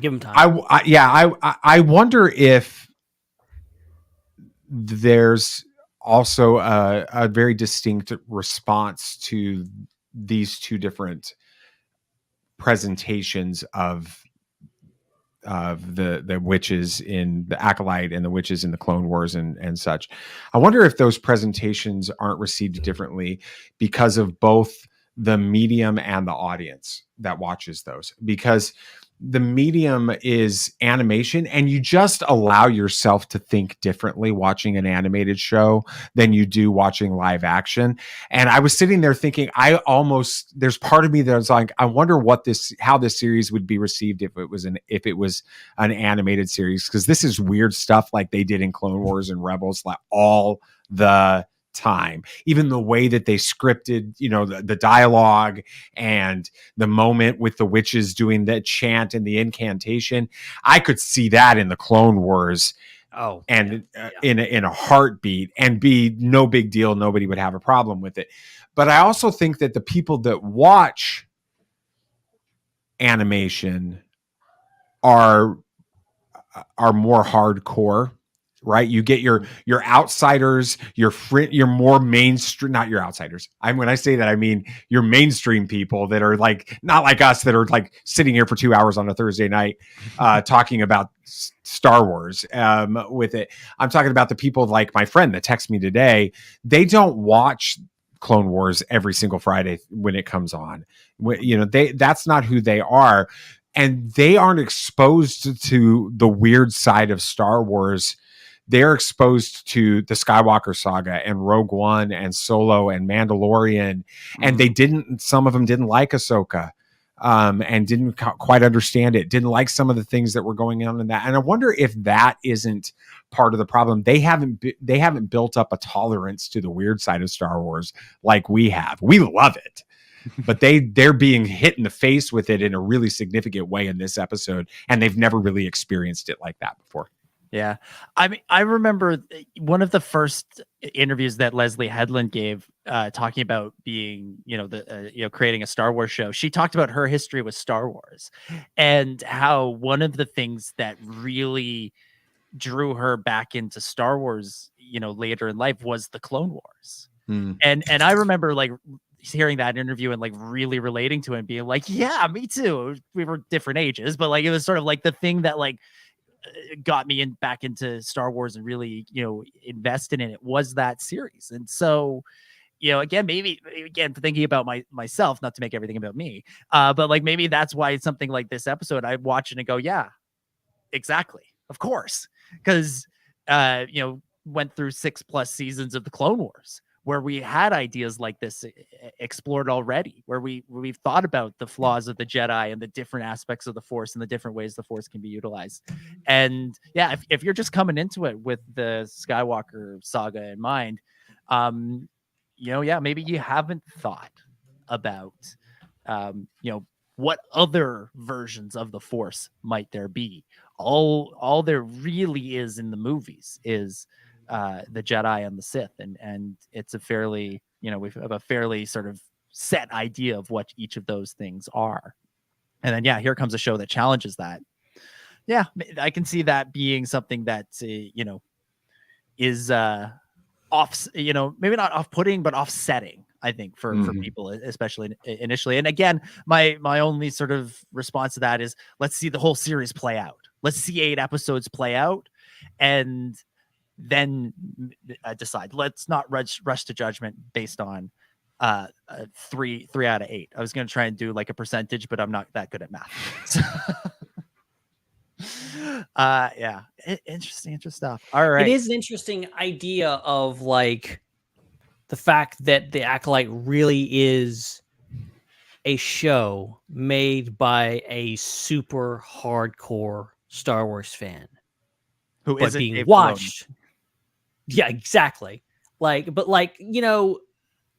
even put her in a different camp from Filoni. Like, I feel like Filoni is a fan. He was a fan, but also he's been in it for so long. Like he was the apprentice to George Lucas. He's the guy, and people kind of see him that way. And he's had this internal perspective, whereas Leslie Headland really is someone who has been a fan all this time and has watched the stuff that Dave made. And now she's coming in and being like, okay, I'm going to make my Star Wars now because I'm a fan of all the stuff. And so now she's coming in and making this stuff. She's not just, and obviously she's making it for people like us, and we're loving it. But as David's saying, like it's also being seen by a mainstream audience, and the mainstream audience is like, what the hell did I just watch? Like, and you can't blame them. You can't blame them. And it is, I think obviously there's a lot of bad faith arguments going around online. Absolutely. I don't want to focus on them because it's bad enough for people that like want to be positive and like want to like just like say, oh, this is great. They just want to freak out about it. Imagine having a nuanced opinion about this, trying to have a nuanced opinion about this, or saying, I don't like this thing. What's that? I'm not a bad person. I just don't like this thing. And you're getting drowned out by idiots saying the most ridiculous things. And you're just like, oh, I'm just going to shut up now because I don't want to get lumped in with those morons. So like it's put a hamper on all the discourse. Like I feel for anybody who legitimately is like, I'm just not a fan of the Acolyte. I just don't like it. And that's fine. That's totally fine. If it's not your cup of tea, I get it. I think even hardcore fans, some will have some things. Obviously, some in your family, David, are having some struggles with it. So it's understandable. Yeah. Nobody is required to like all things Star Wars. And I think we could go around the table and each say something that's come out that just wasn't our cup of tea, wasn't our thing. Hannah's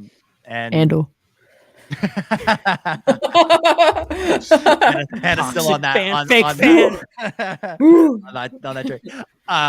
Hey, Hannah, you're gonna have to check out the episode that we had come out on Monday where we make the argument that it's where my kids are trying to bully me into making my argument that Andor's the worst of the live action series and why. So okay, I'm tuning into that.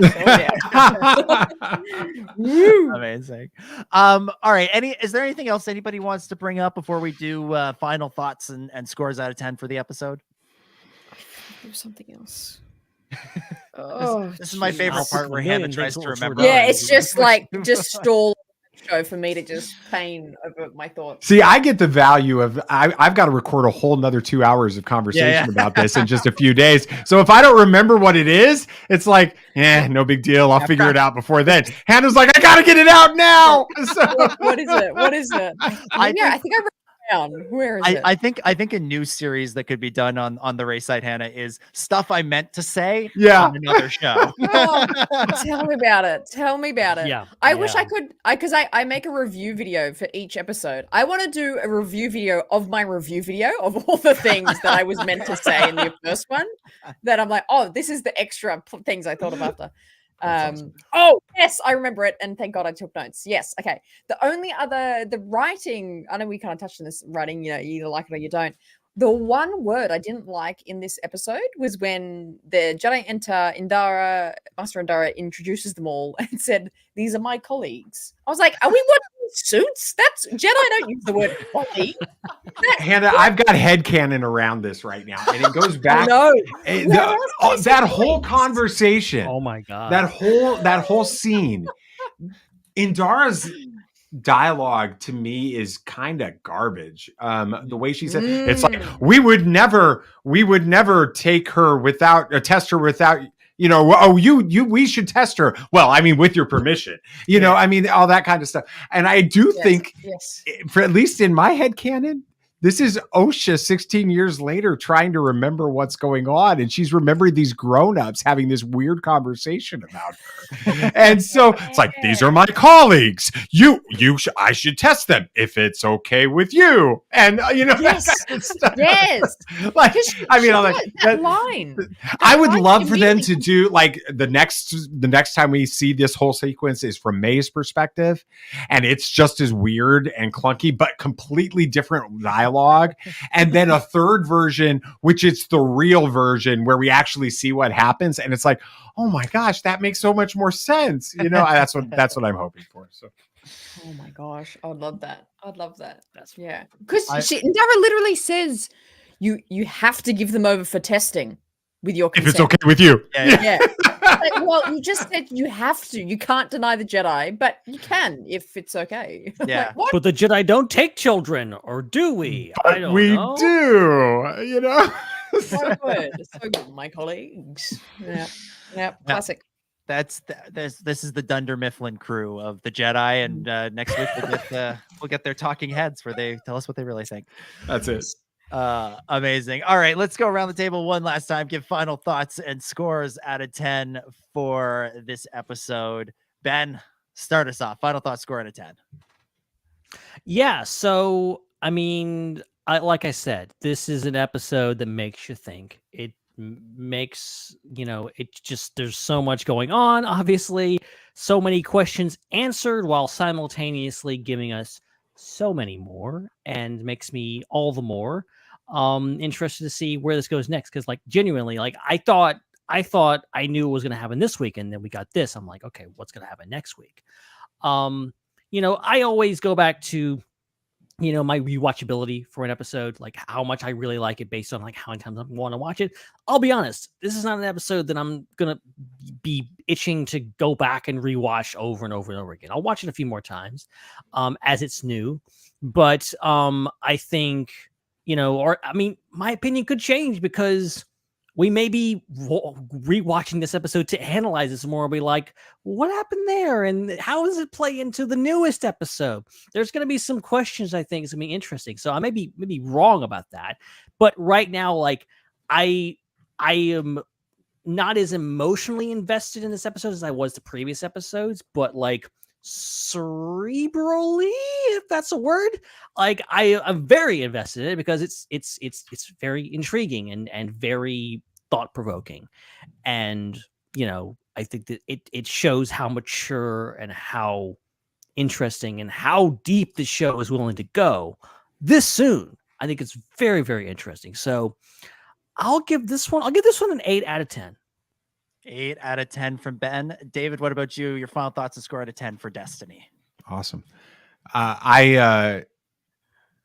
This story made me think about the way, and I touched on this earlier, but it made me think about the way that adults force decisions on children, or conversely think that children are capable of making these types of decisions. We see that with both May and O'Shea, right? So we're there, you know, the coven is trying to get them to make this decision to go through the ceremony and to make this lifelong commitment to defend the coven and all of this. They're 8 people. They're 8. They shouldn't be making decisions like that at the age of 8. At the same time, the Jedi have a history and they're doing it in this case. I mean, it's not the same with the young. Maybe that's one of the reasons why they always have to go younger. It's parents' decision with this. But in this case, it's, you know, hey, make this decision, O'Shea. At 8 years old, make a life-changing and life-altering decision. And it's not, she's 8, let her be a child. And so the reason I bring that up is because anytime Star Wars gets me thinking about those types of real world things, it's good Star Wars with it. And so I would say from that perspective, you know, that'd be like an 8 or 9 out of 10.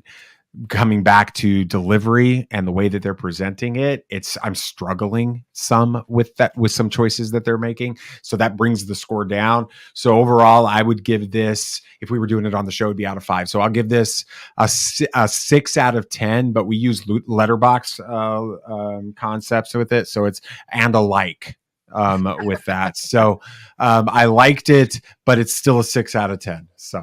All right, 6 out of 10 for David, but a liked 6 out of 10. Hannah, your final thoughts and score out of 10 for episode 3. Yes, I there's so many concepts raised in this episode that I thought were so Star Wars to me and very integral to the storytelling of Star Wars. Exploration of the Force and our understanding of it and the characters' understanding of it. The character dynamic between O'Shea and May, I think, was really well presented. This yin and yang of these two characters that I think we'll see a lot more of their current age and current state, of that connection, but also kind of contrast. The coven was really interesting to see. And one thing I hadn't mentioned yet is that I agree with some of the delivery a little bit on the episode was a little bit hit and miss for me, but the ones that always hit, I found Jodie Turner-Smith's portrayal of I always forget her character's name, Anastasia, was really compelling to me. Like I was like, she is this character, she is this person, she is this witch, she is. I just found her portrayal so believable and compelling. Which I really, really loved. I kind of hit and miss, loved some things and just didn't connect with some other things. I think a average 7 out of 10, just like, yeah, we're cool. We're looking at cool concepts. Not so mind-blowing in a way, but maybe that might change with more context with future episodes. But I'm gonna settle for a 7 out of 10. Could be a 6.5, but 7. 7 out of 10. Okay. 7 out of 10 with a like. I'm going to give this one a 10 out of 10. What? Absolutely loved it. The only thing that could have been better, Hannah, is if Benny had shown up with some soup. No. God.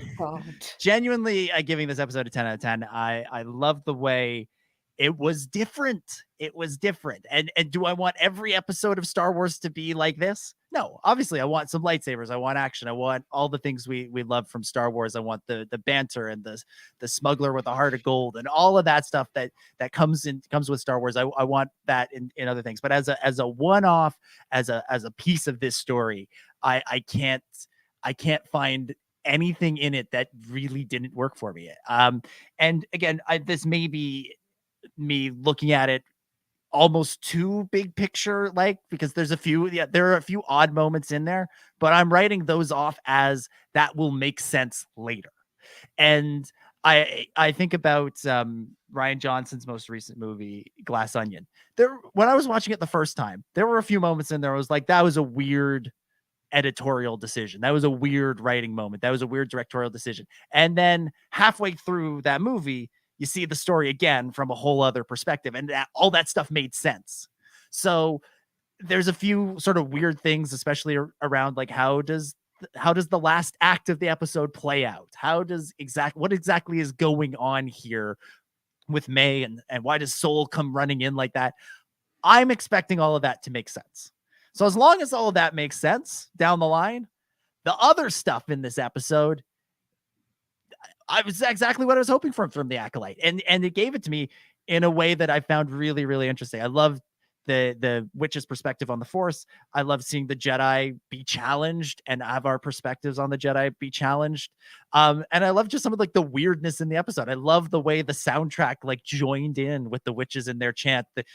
The power of one, the power of two, the power of many. Like I loved all that. I thought that was terrific. I thought that was so good. And you know, the idea, the question that's raised in this episode by Anastasia, you know, this isn't about good or evil. This is about power and who gets to wield it.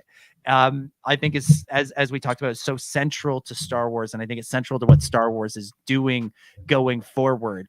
It's why I love the idea of Sabine becoming a Jedi and getting to tap into the Force in Ahsoka. This idea that the Force does not belong to the Jedi or the Sith or these witches or the Night Sisters or the people that Jar Jar's girlfriend, that species. Like none of these people, none of us own the Force. It's something that anybody Talk about can a weird access. episode. Yeah, right. Talk about a weird show with the Force. Anybody can access, anybody can get into, and this is part of that idea. This is ties into it in sort of a spiritual big picture way rather than like a literal like connection between Sabine and the witches. Like I think that whole concept is really interesting and really is one of those things that I think is going to drive the storytelling going forward. So yeah, 10 out of 10 for me for this episode. I absolutely adored it. Normally I watch these episodes twice to prepare for the show. Once just when it comes out, just to enjoy it, and then once to, you know, sort of make sure I know my stuff.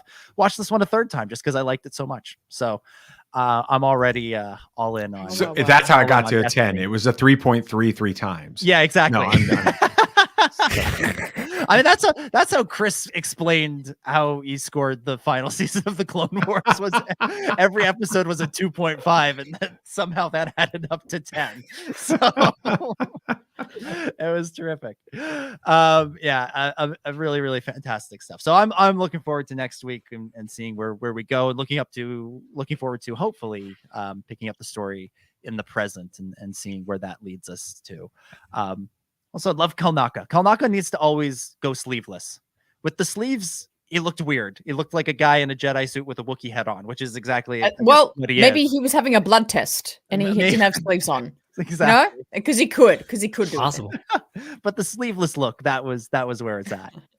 All right, let's answer a couple of questions here. Let's go to Discord and some of these questions that I guess you guys didn't get a chance to get to last week, and I have a feeling we won't get a chance to get to all the questions, and we'll likely wind up doing a big answer them all session once the season is done. But let's start with something a little different from Joel. Joel Davis writes in with this: do you think one of the reasons why Lucasfilm has been so weird with the crawls is simply because they want to separate the Skywalker saga, episodes 1 to 9, from the rest of Star Wars? Lucasfilm took a stance that only title crawls are reserved for George's Skywalker saga alone, and the other films and TV shows are a different entity than that. In principle, I kind of understand it, but in execution, I think they failed. Yes, 100%. That I think they even said that's the reason why, and I agree. I think all Star Wars should start with a crawl. I'm not saying every episode needs to have a crawl, but the beginning of each season should have a crawl. And I think the fact that Ahsoka had a sort of an upward thing, and this had a title card, those should have been crawls. And I'm glad they're bringing the crawls back for the movies. The one exception is Mandalorian, just because that Mando theme is so iconic. Yeah, they should just bring back the crawl. The crawl is so good, and the music is so iconic, and it's better than the stupid helmets. It bothers me. Here's something that bothers me. Here we go again. That you can skip the Acolyte title card, but you can't skip the helmets. I want to skip the helmets so bad. And they're so much longer than the title. Anyway, sorry, Hannah. Go on. My pitch for I think for the episodes for any TV show, let's do what Clone Wars did. Let's have every TV show episode have a sentimental quote and purpose of what the episode's going to be talking about. Are you kidding? That's amazing. Do that for TV shows, and then all the movies get a crawl. I think that's how they should split it up. Yeah, I like that. I think that would be cool. Mm-hmm. I am getting a bit, I don't know, annoyed with the almost crawls. The, like I'm kind of with you, Dominic. I'm like you have this iconic thing. Let's just do that.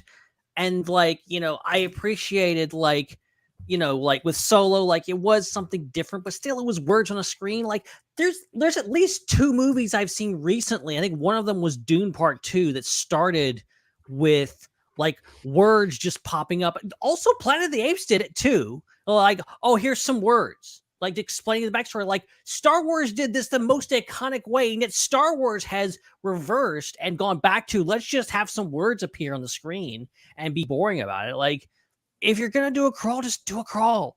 Just commit to it. Commit to the bit. David, what do you think of the crawl no crawl debate? I've never thought about the crawl no crawl debate. So I haven't been on this show in a long time. Well, welcome. When the Acolyte started, I was like, oh, that's cool. That kind of reminds me of Solo, and I was ready to move on. So that's fair. That's totally fair. I don't know. It to me, it's just this. I'll just quickly state this again.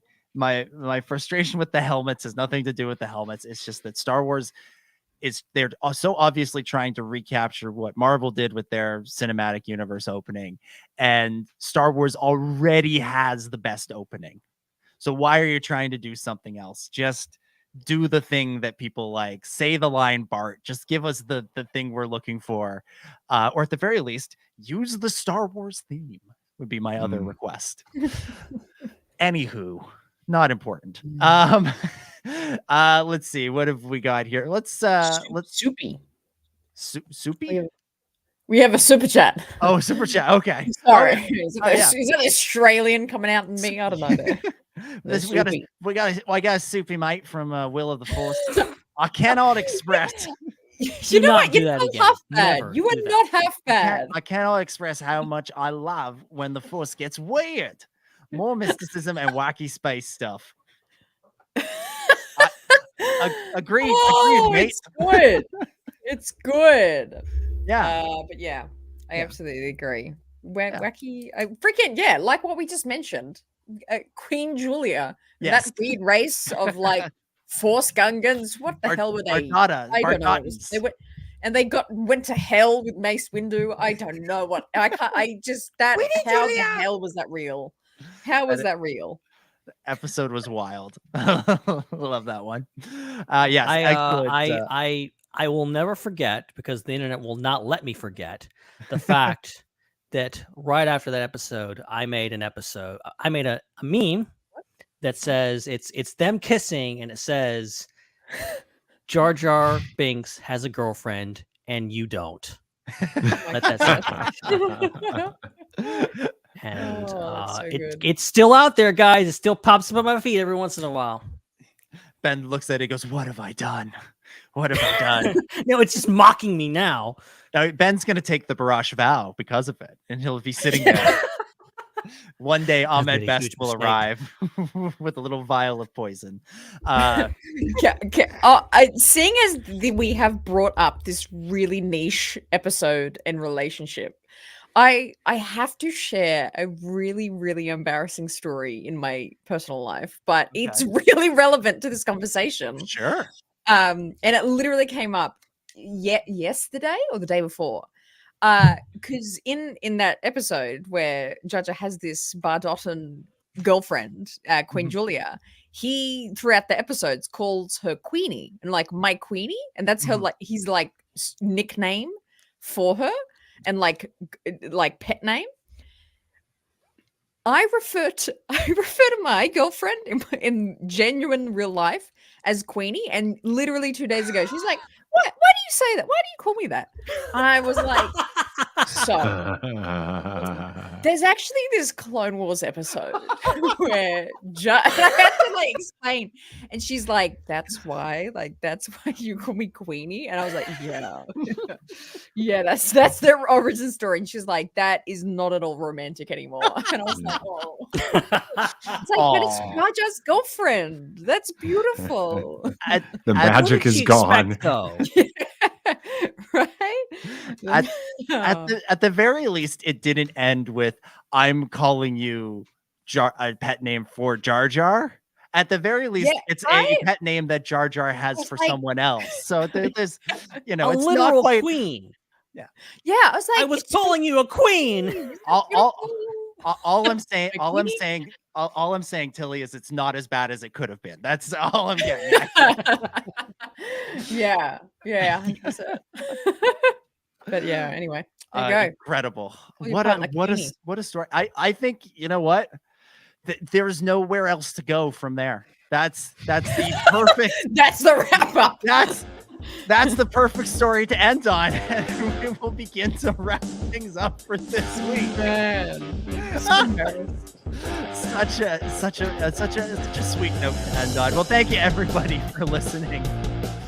We will be back again in 7 days' time to talk about Acolyte episode 4. We'll also answer more questions from the Discord and more soupies as they come in at that time, and we hope you will join us then. David, thank you so much for being on the show. Tell people where they can check out the Tatooine Sons and see this inevitable boxing match that you're going to have with your two boys. Yeah, absolutely. Yeah, so we're on whatever you listen to your podcasts on. You can find Tatooine Sons. That's Tatooine Sons with an O, SONS. And yeah, we're doing some fun stuff on Substack, and we don't have anything for on the paid side. So just find the free option. It's hard to find. Substack doesn't make it easy, but find the free option. Subscribe on Substack. We got a lot of fun stuff that we're doing outside the podcast there as well. Amazing. Check it out. Tatooine Sons, SONS. Ben, thank you as always for being on. Do you want to plug anything you got going on this week? I do have one thing going on. Oh. How about an update? How about an update? I was going to say Millennium update. Wow, you're making progress. Interior done. Nice. But you can see there's a cockpit there.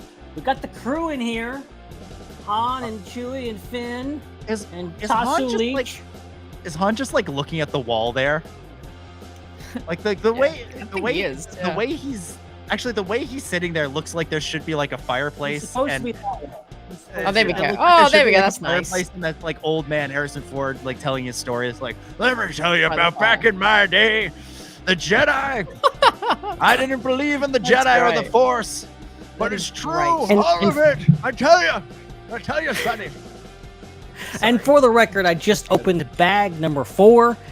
There's at least 9 bags. So, and you've been doing it for weeks. You're at bag 4. What are you doing? I missed a week.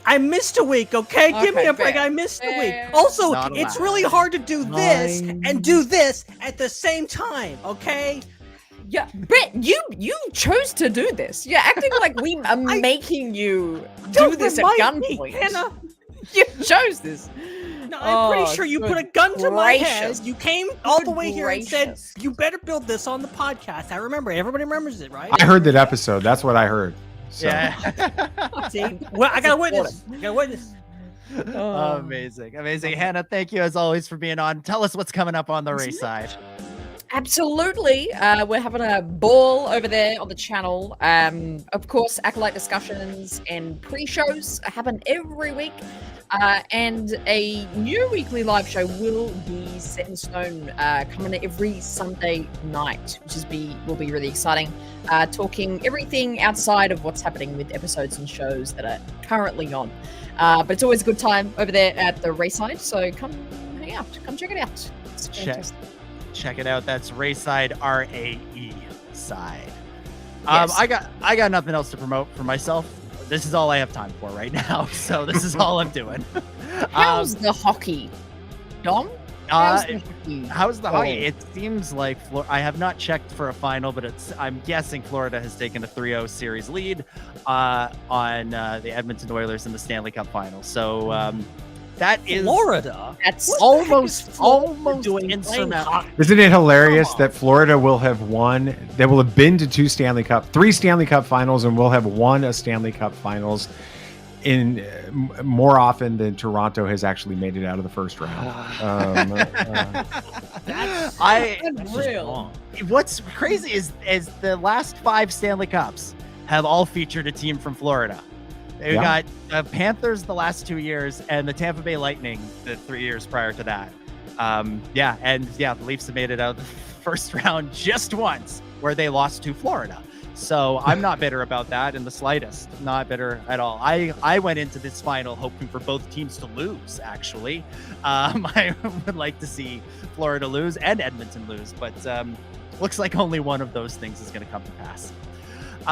Again, as always, remember, subscribe, punch the subscribe button, Chewy. If you're watching on YouTube, listening on Apple Podcasts, Spotify, YouTube Music, however, get your shows. Subscribe, never miss an episode. And if you're able to, leave a review. We would appreciate that. Become a channel member if you like. If you want to support us, that's sort of like a tip jar if you enjoy the show. And make sure you join the Discord for more discussion between shows and to submit questions for Ask the SWU. And of course, check out the Star Wars Underworld Network, including the Raeside, Ion Cannon, Tales from Beyond the Galaxy, the Tractor Beam, and so much more. All right, that's going to do it. We will be back in a week's time to continue discussing the Acolyte and all things Star Wars. But until then, for Ben, for Hannah, for Chris, who's not here, for David, and all the other wonderful people at the Star Wars Underworld, my name is Dominic, and may the Force be with you.